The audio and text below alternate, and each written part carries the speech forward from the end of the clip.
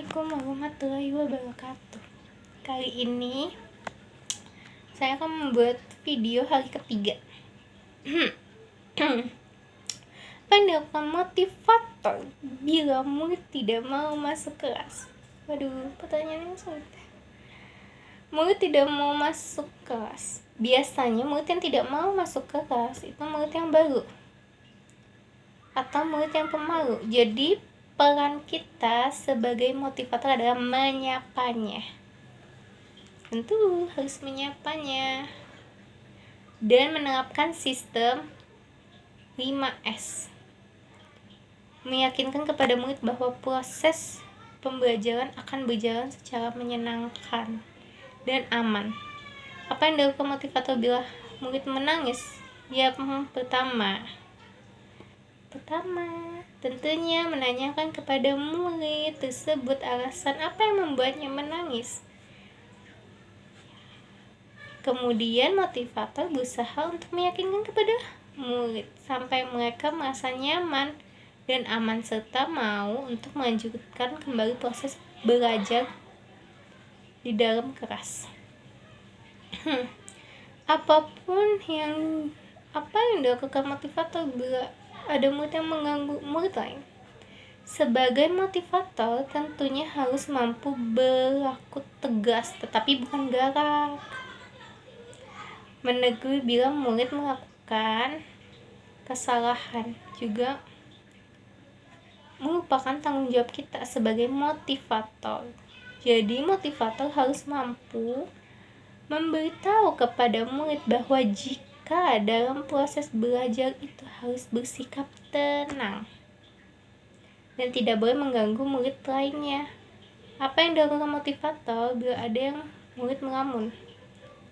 Ketika ada murid yang melamun, alangkah baiknya kita berusaha untuk menarik perhatiannya untuk kembali fokus terhadap pembelajaran, bisa dengan mengajaknya berdialog ataupun bernyanyi untuk mengembalikan fokusnya. Apa tugasnya motivator? Secara periodik tiap minggu. Biasanya tugas motivator dalam seminggu selain mengajar yaitu melakukan record dan melaporkan tentang perkembangan anak dalam 1 minggu pembelajaran. Adapun tugas rutin motivator setiap hari. Tugas motivator setiap harinya tentu saja mengajar dan mendidik anak sesuai dengan karakteristik dari masing-masing anaknya.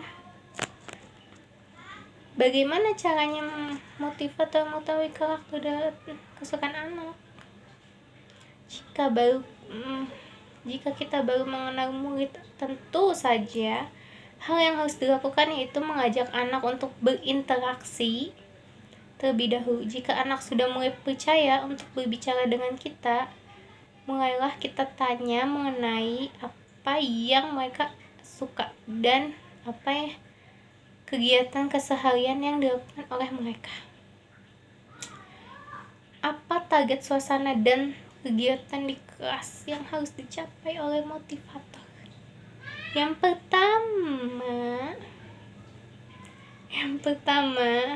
motivator harus memastikan bahwa suasana di kelas harus menyenangkan dan nyaman. Setiap murid harus dipastikan mendapatkan pendidikan mengenai pengembangan minat baca dan tulis. Yang terakhir, setiap murid harus melakukan setiap tahapan dan latihan sesuai dengan kemampuannya. Bagaimana cara motivator mencapai target tugas di kelas? Tentunya target tersebut harus dicapai sesuai dengan SOP dan paradigma yang ada di Bimba. Tentunya tugas utama yaitu menciptakan tanggung jawab motivator ya. Tentunya tugas utama yaitu menciptakan suasana pembelajaran yang menyenangkan sehingga anak merasa nyaman dan aman dalam kegiatan pembelajaran.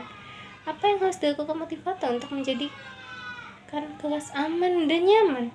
Motivator harus mampu melihat potensi yang dimiliki setiap anak muridnya. Jika ada murid yang dirasa mengganggu kenyamanan kelas, maka motivator harus mampu untuk bersikap tegas untuk menegur anak tersebut. Namun bukan digalakin, sehingga tidak mengganggu anak yang lainnya, sehingga ketika itu mampu untuk dilakukan motivator. Tentunya suasana kelas aman dan nyaman pun dapat terwujud. Apa yang harus dilakukan motivator dalam mengasihi dan menyayangi murid?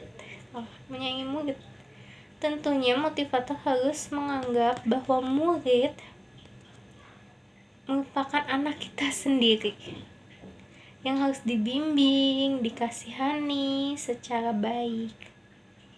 Apa yang harus dilakukan motivator untuk menjadikan bermain sambil belajar?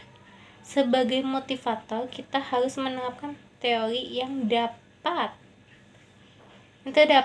pada landasan kurikulum Bimba.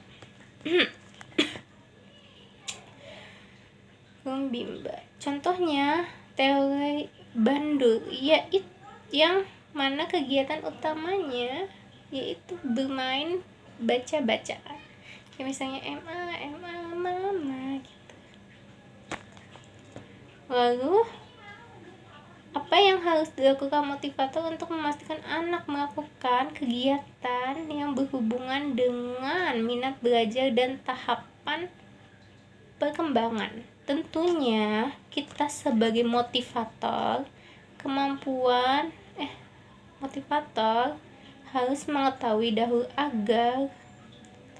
dahulu apa kemampuan dan kemauan dari masing-masing anaknya. Lalu dari situlah kita dapat memastikan bahwa minat dan perkembangan anak sudah tepat dan sesuai. Sekian, terima kasih dari saya. Wassalamualaikum warahmatullahi wabarakatuh.